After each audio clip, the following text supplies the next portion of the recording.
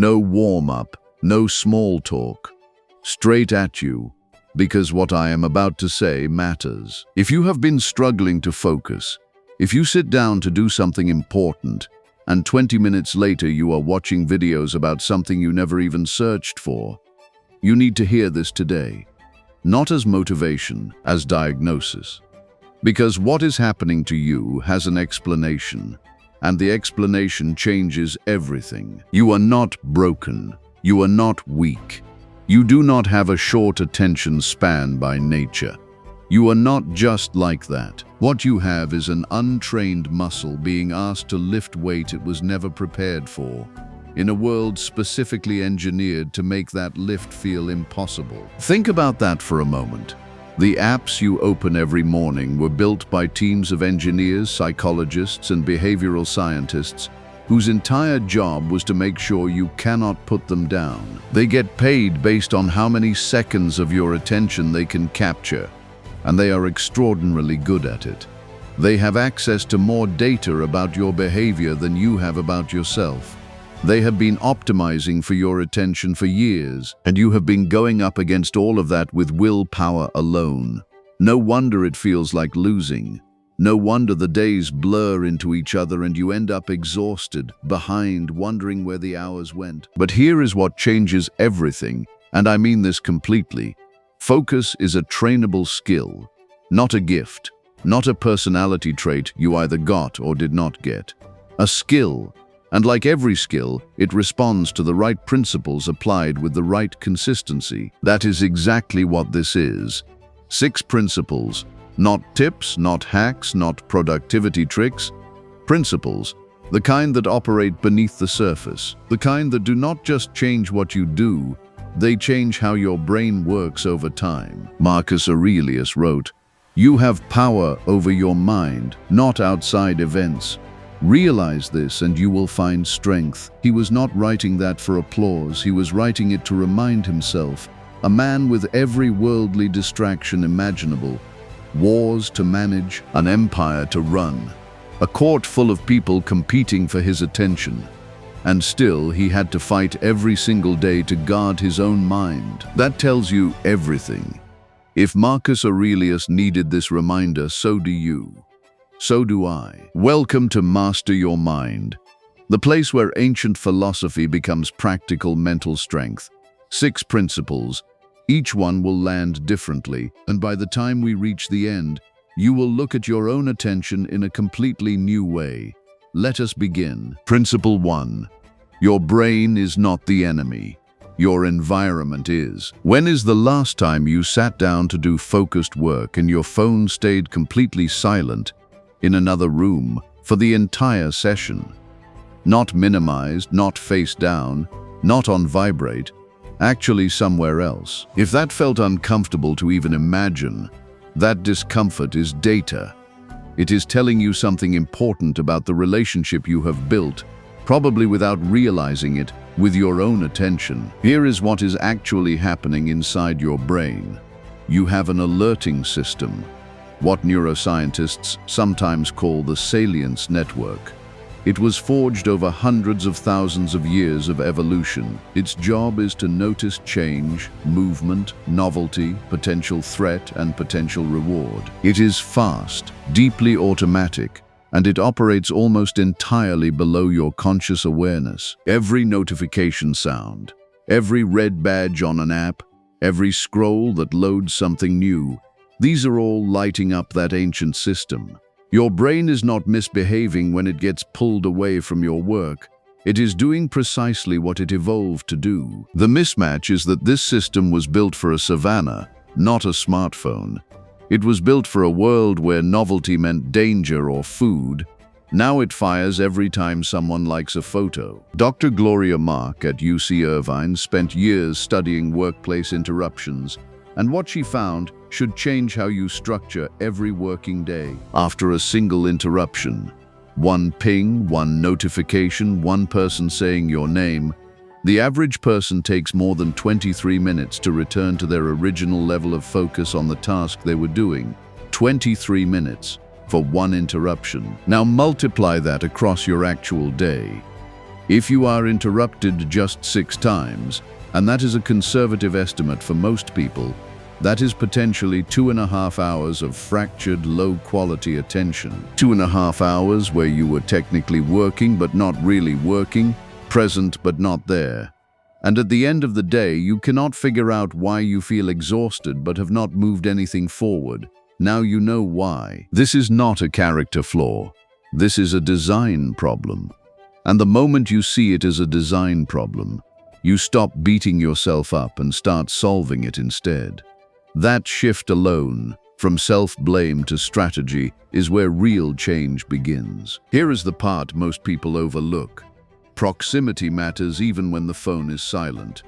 Research from the University of Texas found that simply having your smartphone on your desk, face down, turned off, not making a sound, measurably reduces your available cognitive capacity. Your brain is partially occupied just by knowing it is there.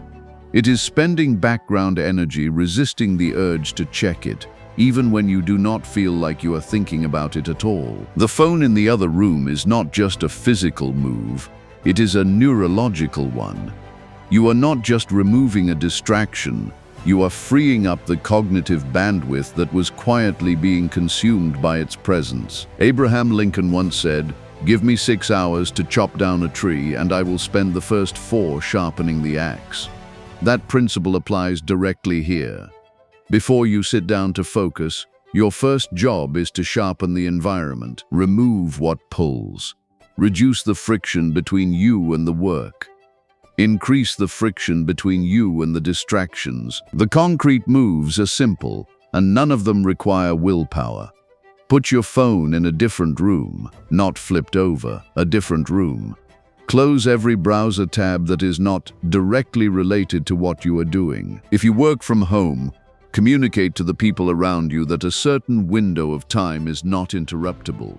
Use a website blocker during focused sessions. Turn off every notification, not silence them, turn them off entirely. Think about it this way.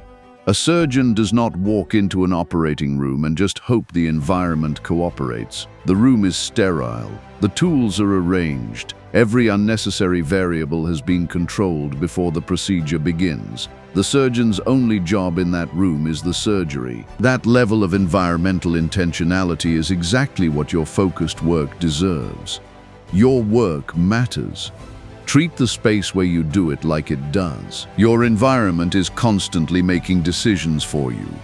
The question is whether those decisions are ones you would actually choose, or ones that were made for you by someone whose entire business model depends on your distraction. Design your space before your space designs your results. Principle 2. Multitasking is a lie that is silently draining you. For years, maybe decades, multitasking was sold as a superpower. Do more at once. Handle everything simultaneously. The more you juggle, the more impressive you are. It appeared in job descriptions, performance reviews, and hustle culture content everywhere. It was celebrated, rewarded, and worn as a badge of pride. It was a lie. A well-marketed, deeply damaging lie. And it has cost you more than you realize. Your brain does not multitask, period. What it does is switch, rapidly, repeatedly, between tasks, and each switch has a cost. Researchers call it switch cost. The cognitive overhead of disengaging from one context and re-engaging with another. That cost is not zero. Studies at the University of Michigan estimated it can add up to 40% more time to complete a set of tasks when you are switching between them versus doing each one straight through. 40%. That is not a rounding error. If you work 8 hours with regular task switching throughout, you may be getting 5 hours of real output while feeling like you worked 8 and wondering why you are always exhausted and always behind. Now you know why. And here is the part that is even harder to hear.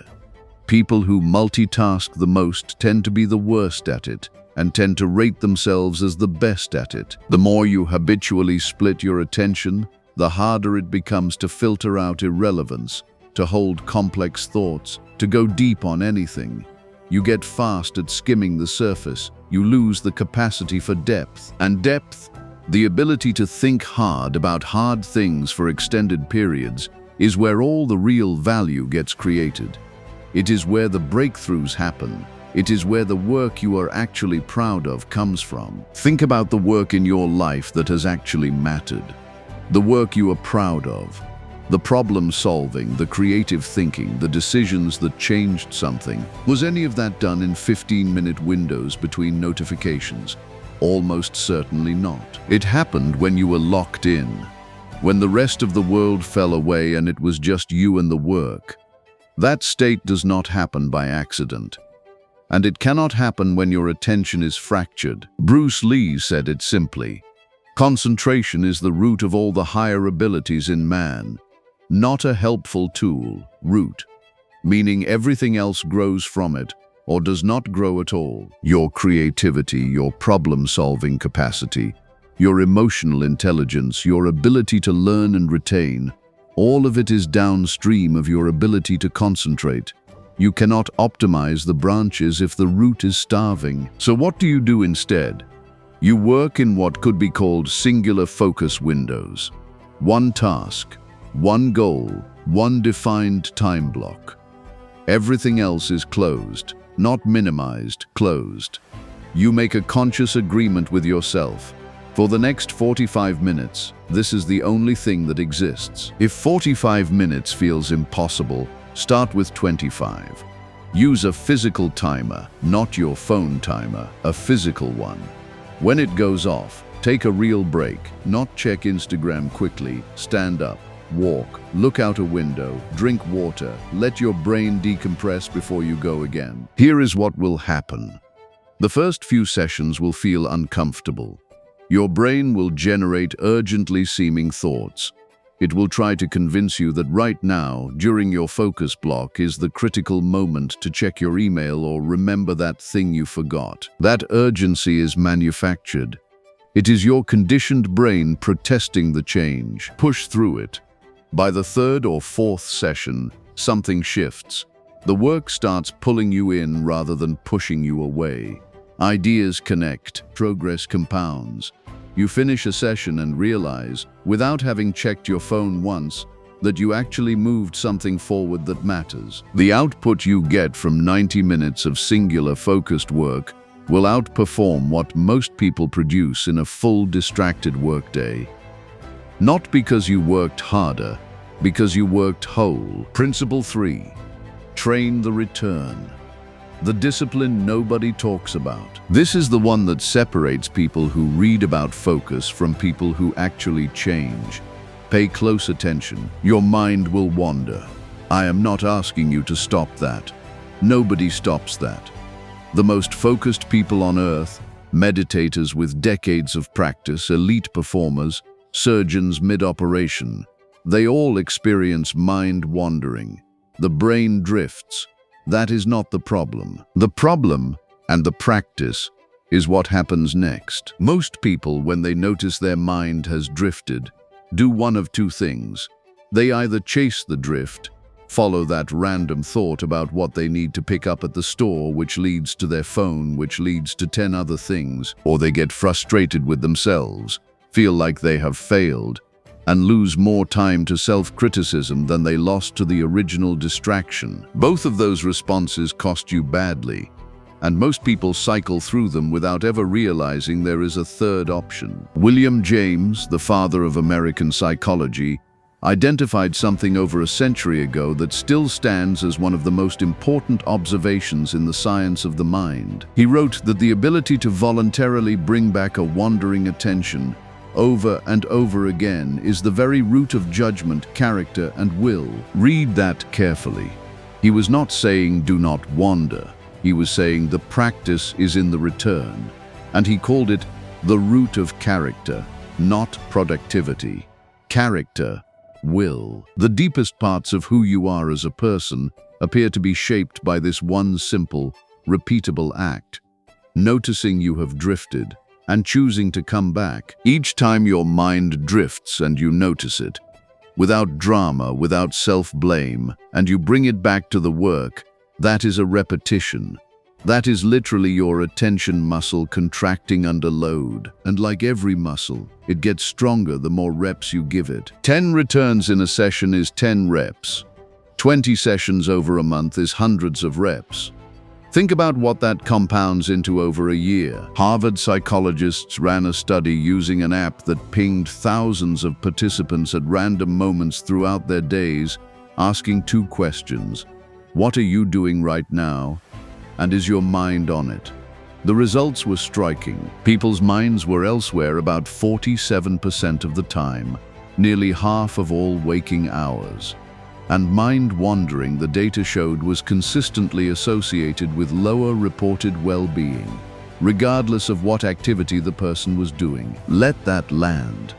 It was not the difficult activities that made people unhappy.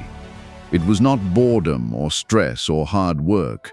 It was the absence of presence, the drift itself, regardless of where the mind went, correlated with feeling worse. Your attention quality shapes your life quality, not just your work output. Your actual lived experience, moment to moment, is colored by where your mind is. The practice is disarmingly simple. When you sit down to work, set an intention, say it out loud if you can. For the next 30 minutes I am working on this. When you drift, and you will catch it. When you catch it, you do not judge it. You do not sigh. You do not start a mental monologue about how you always do this. You just come back. No speech, no spiral, one quiet redirect.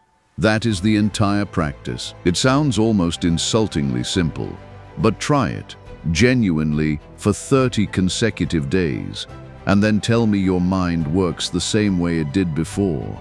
I promise you it will not.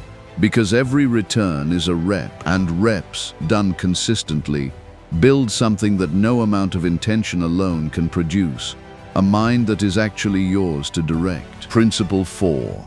Your body is the hardware your focus runs on. If you are sleeping 5 or 6 hours a night and wondering why you cannot concentrate, that is the answer. That is the whole answer. And no system, no app, no productivity technique will fix what biology is breaking. Focus is not a purely mental experience. Your brain is a physical organ. It runs on blood sugar, on oxygen, on neurotransmitters that are synthesized during sleep and degraded by chronic stress. When the hardware is compromised, the software cannot run properly. No amount of intention or discipline overrides biology. Biology wins every single time. Here is what is actually happening inside your skull when you are sleep-deprived and trying to focus. The prefrontal cortex, the part of your brain most responsible for attention, decision-making, and impulse control, begins to go offline, not dramatically, subtly.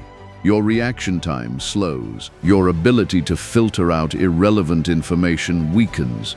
Your tolerance for cognitive effort drops. You start gravitating toward easier tasks, shorter feedback loops, lower hanging fruit, and you do not even notice it happening because your ability to assess your own performance is also impaired. Neuroscientist Matthew Walker's research on sleep is some of the most important and most ignored work in modern science. His findings suggest that operating on 6 hours of sleep per night for 2 weeks produces cognitive impairment roughly comparable to going without sleep entirely for 48 hours. And the part that should really stop you, the sleep-deprived subjects did not know how impaired they were.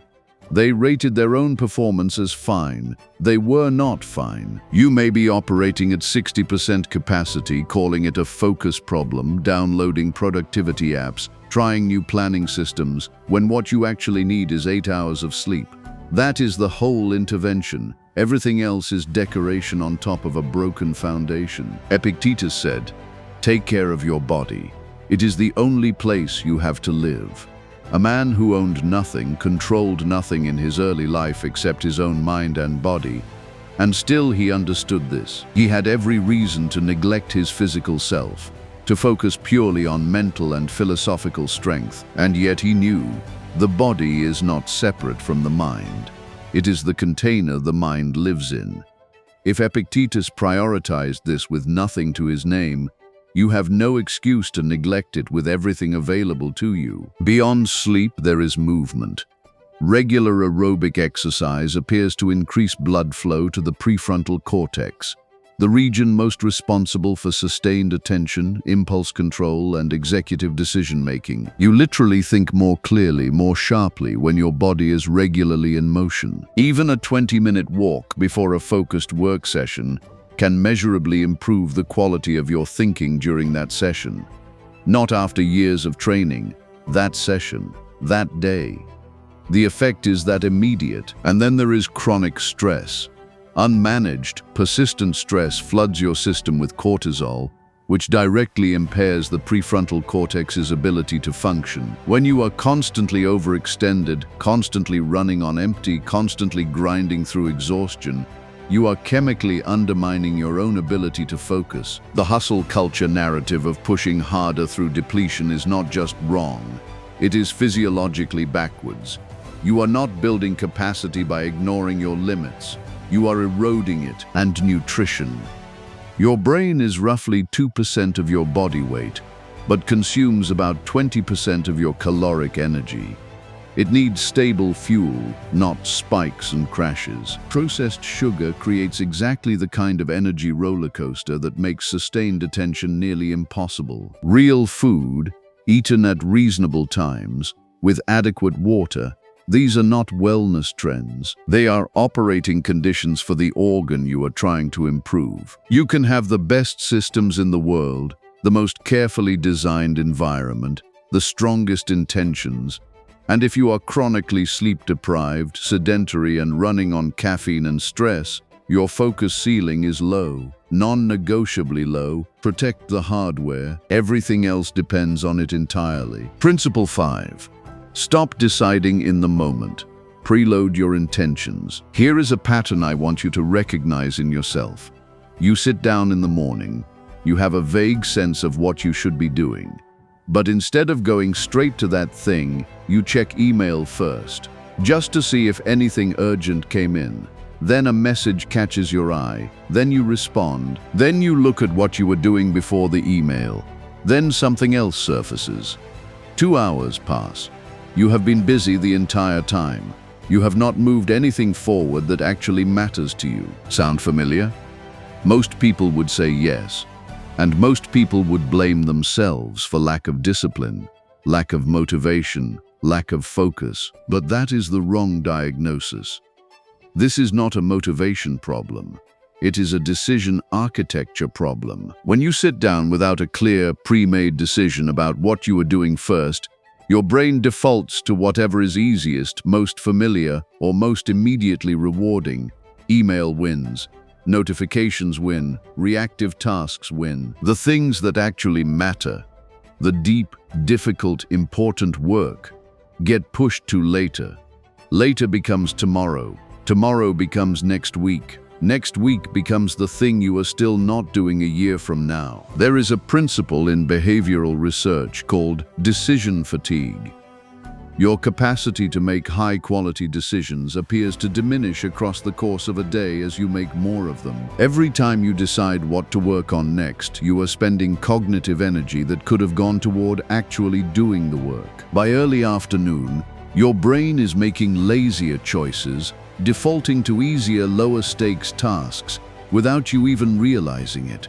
Your best decision-making window is your first 2 hours, and most people spend those hours clearing out their inbox. Peter Drucker spent his career studying how people and organizations actually use their time versus how they thought they did.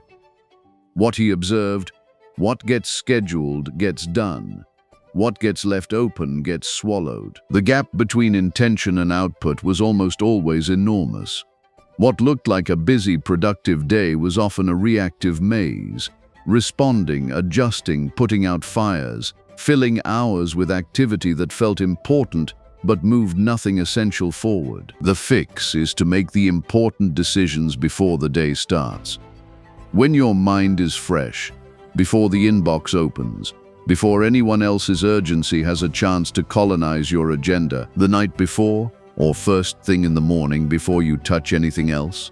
Identify the 1 to 3 things that genuinely matter today. Not 10, not a full list, 1 to 3, then assign them to specific time blocks and treat those blocks like appointments you cannot cancel. Not, I will work on the proposal sometime this morning. Instead, I will work on the proposal from 8 to 9:30. Phone in the drawer, email closed, door shut, nothing else. Specificity is everything here. A vague intention is a wish. A specific intention, with a time, a place, and a protected environment, is a commitment. And commitments made in advance, before the chaos starts, are exponentially more likely to be kept than decisions made on the fly when everything is competing for your attention. Add a transition ritual, a consistent cue that tells your brain focus time begins now.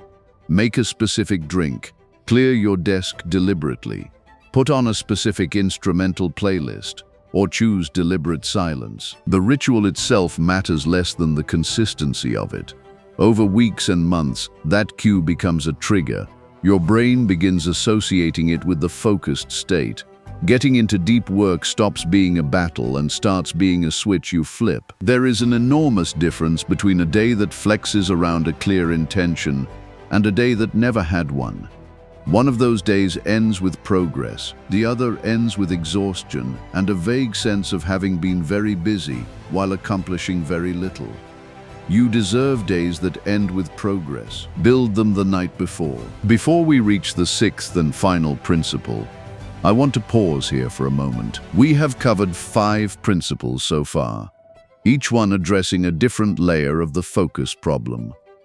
The environment, the myth of multitasking, the practice of the return, the physical foundation, the architecture of intentional decisions. Each one is powerful on its own, but none of them will reach their full potential without what comes next. This final principle is the one that quietly powers all the others.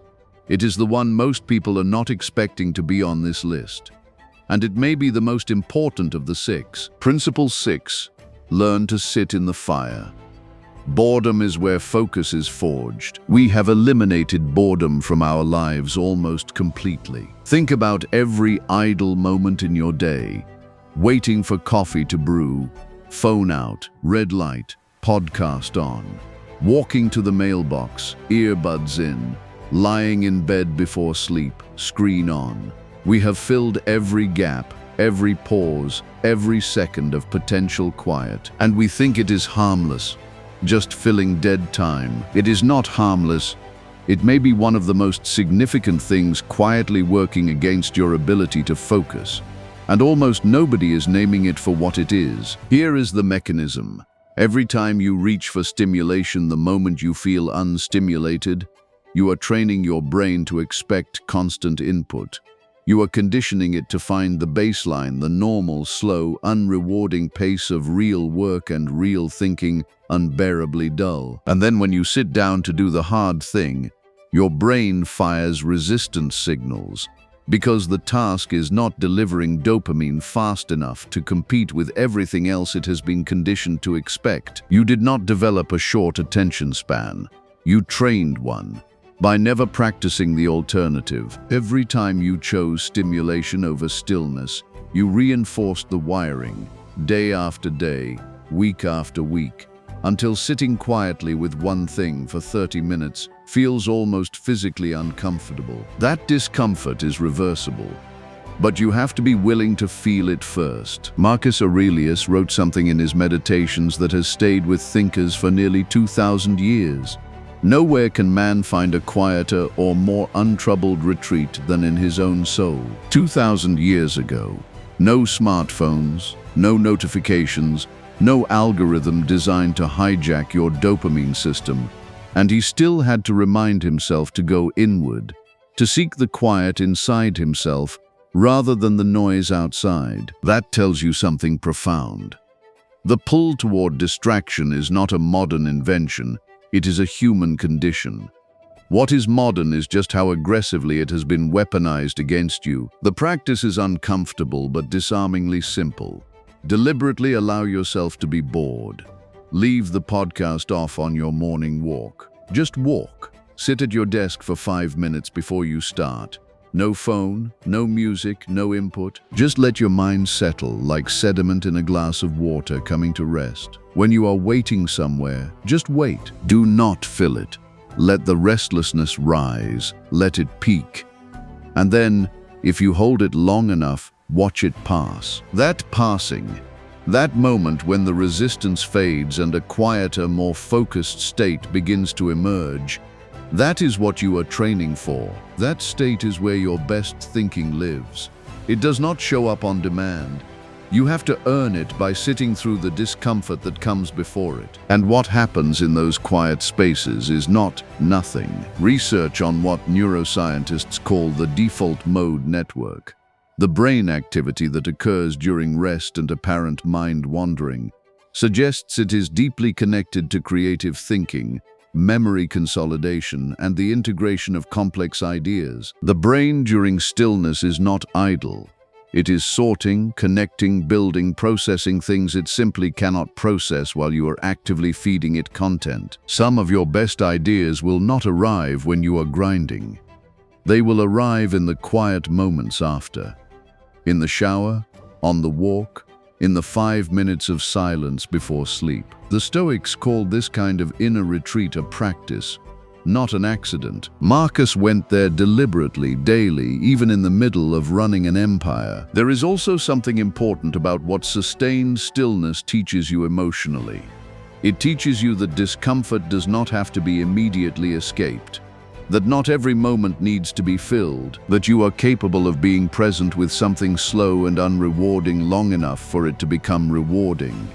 That patience, real patience, is a form of strength. Deep focus requires exactly that capacity to stay with slow, unrewarding work long enough for the work to open up, for the insight to arrive, for the flow state to begin. That capacity is built in the quiet, bit by bit, day by day. One deliberate moment of stillness at a time. Almost no one is doing this right now. Almost everyone is running from stillness at full speed.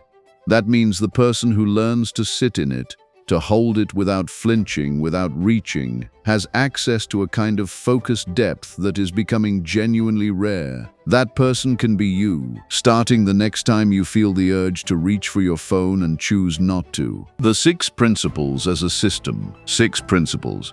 And here is what I want you to notice about all of them. None of them ask you to be superhuman.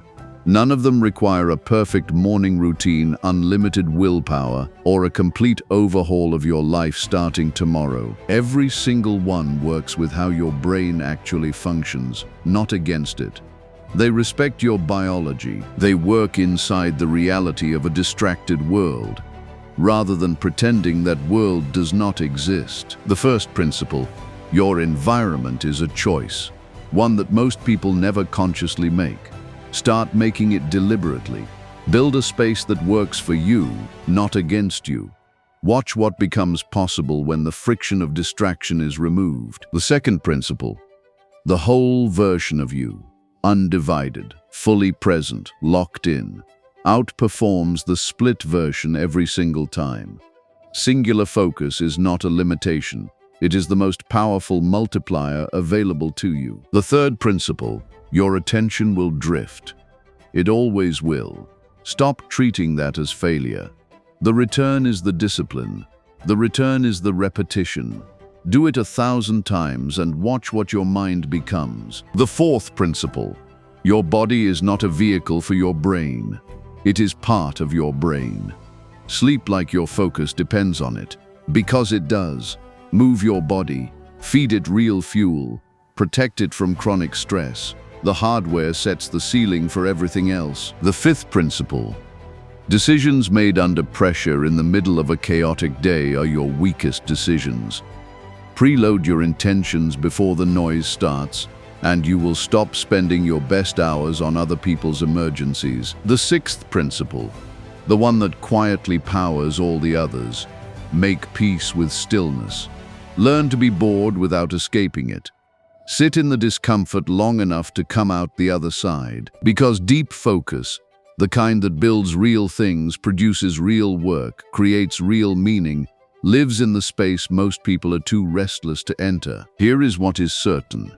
The person who masters their attention in this era, right now, in this specific moment in history, when attention has become the most contested resource on the planet, that person has an edge that compounds every single day. Not because they are smarter, not because they work longer hours, but because when they show up for the work, they actually show up. All of them.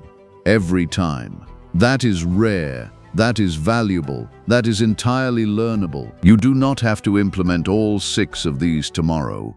Pick the one that stung when you heard it. The one that felt uncomfortably accurate. Start there. Stay there for 2 weeks, genuinely, without perfection, but with intention. Then add the next one. Small, consistent, compounding. That is how mountains move. That is how people change. Not in one dramatic moment, but in the quiet accumulation of better choices made one at a time. If something shifted in you today, if one of these 6 principles cracked something open in how you see your own attention, then I want you to know that this is exactly the kind of work the Master Your Mind program goes deep on. Inside, you will find the complete framework for training your mind, protecting your focus, and building the kind of mental discipline that does not just perform well in ideal conditions, but holds under pressure, in chaos, in the real world. The link is in the description. If you are ready to go deeper, it is there. And if this message resonated with you, subscribe to the channel and stay committed to the path of self-mastery. Every single day on Master Your Mind, we bring you the ancient wisdom that builds stronger, wiser, more unshakable human beings. This is not passive viewing, this is training. I will see you in the next video.